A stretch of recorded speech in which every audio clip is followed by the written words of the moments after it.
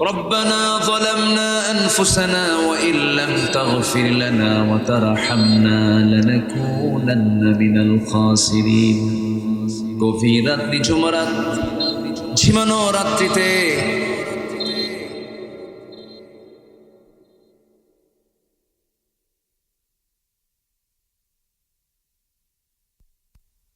শেষে তোমার সুন্দর সমাধান তুমি আল্লাহ দিয়েছ। মাহফিলটাকে তুমি আল্লাহ মেহেরবানি করে দয়া করে কবুল আর মঞ্জুর করে নাও। আমরা যারা আমিন আমিন করছি মেহেরবানি করে আমাদের নিজেদের সবার জিন্দেগীর সমস্ত গুনাহগুলোকে তুমি আল্লাহ মাফ করে দাও। আব্বা আম্মা যারা দুনিয়া থেকে বিদায় নিয়েছেন জিন্দেগীর গুনাহগুলো মাফ করে দাও, কবরগুলোকে জান্নাতের বাগিচা বানায় দাও। আব্বা আম্মার জন্য কি দোয়া তাও শিখিয়ে দিয়েছো, দিল থেকে সবাই বলুন রব্বিরহামহুমা কামা রব্বায়ানি সগীরা রব্বিরহামহুমা কামা রব্বায়ানি সগীরা।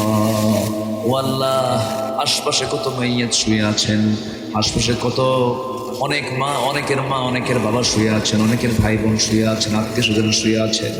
পৃথিবীর সব খবর বিভিন্ন জায়গা থেকে পাওয়া যায়, শোনা যায়, দেখা যায়, কিন্তু একবার একটা মানুষ যখন কবরে চলে যায় তার কোনো খবর পৃথিবীবাসীর কাছে থাকে না।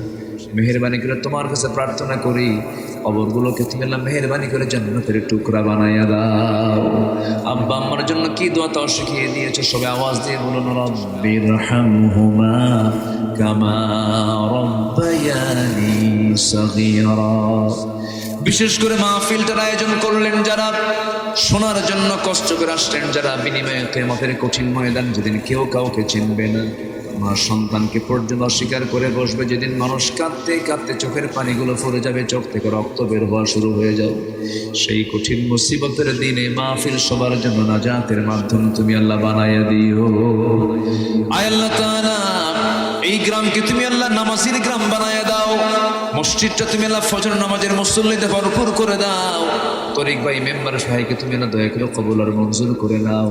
আমার ডানে বামে সামনে পেছনে যত ভাই হাত তুলেছেন, যার যার প্রার্থনা তুমি আল্লাহ দয়া করে কবুল আর মঞ্জুর করে নাও। দুনিয়া থেকে কোন দিন বিদায় নেব জানি না, মরতে যখন হবে তুমি আল্লাহ শহীদ মওত কপালে জুটাইয়া দিও।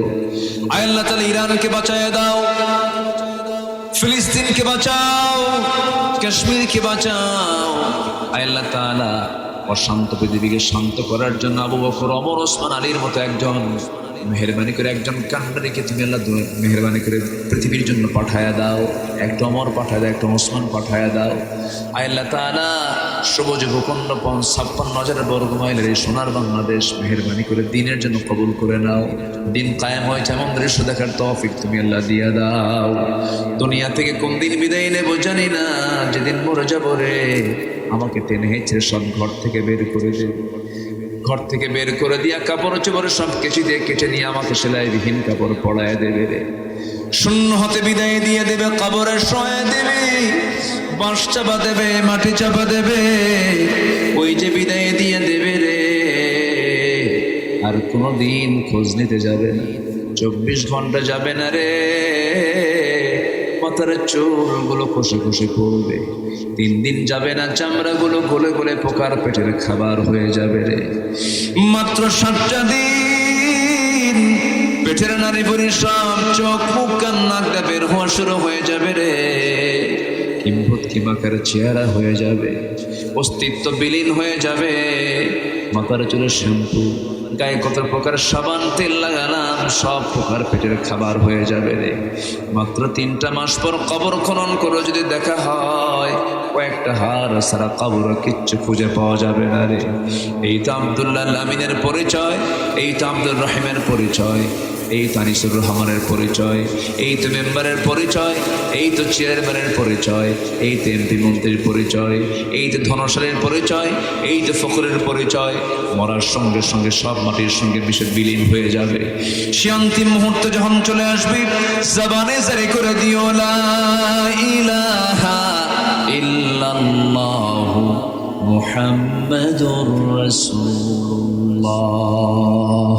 আসসালামু আলাইকুম ওয়া রাহমাতুল্লাহি ওয়া বারাকাতুহু।